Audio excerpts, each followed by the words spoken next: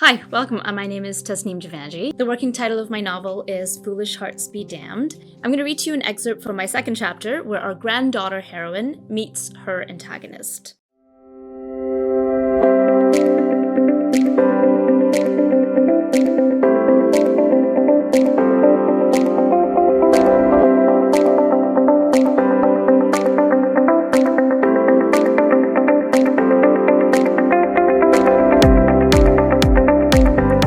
Coffee and briefcase in tow, Roxana arrived at the head offices of Dooley & Squire LLP, a towering building that had once filled her with pride. She lifted her face to greet the warming sun, holding on to the sliver of strength it gave her before stepping through the revolving doors. Maybe today would be different. "Morning, Rox." A sickening jolt skewered her insides. It couldn't be. But there he was, Simon D'Souza in the flesh, walking up from behind. She cleared her throat and smoothed her skirt, trying to school the shock from her face. She hated that he still called her Rox. "Simon, you're back." "Indeed. Did I scare you?" He smirked. "I just didn't know you were going to be in today. So, all wrapped up in Gastown, or did you get tired of the rain?" Roxana's heart hammered in her chest. Simon shrugged his broad shoulders, his thick neck all but disappearing between a double chin and permanently puffed up chest. "What can I say? I missed my favorite associate. The Vancouver office just isn't as friendly." His watery blue eyes bore holes in her skin.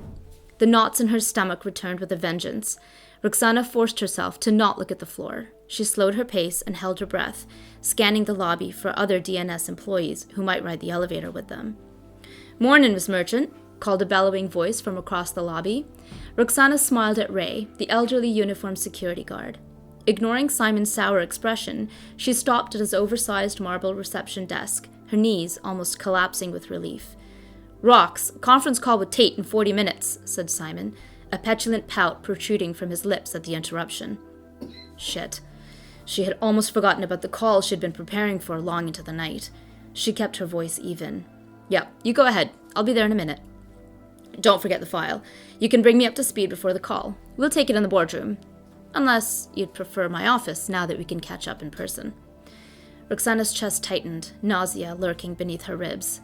Simon gave her a knowing wink and sauntered away with a chuckle. "You all right, love?" asked Ray, lowering his voice. Roxana turned from the concern in his eyes. "I'll catch you later, Ray."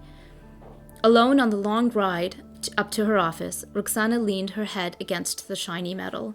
She knew Simon's 8 months in the Vancouver office were up, but why hadn't anyone told her he'd be here today? Or maybe they had, and she'd blocked out the news like it was fake, like a long-term resident of a town in the path of a hurricane refusing to evacuate, as if the storm would magically sidestep her, as if there was no storm, until torrential downpour slapped the surprise from her face, threatening to burst the dam, cocooning her in a false sense of security. Simon was back.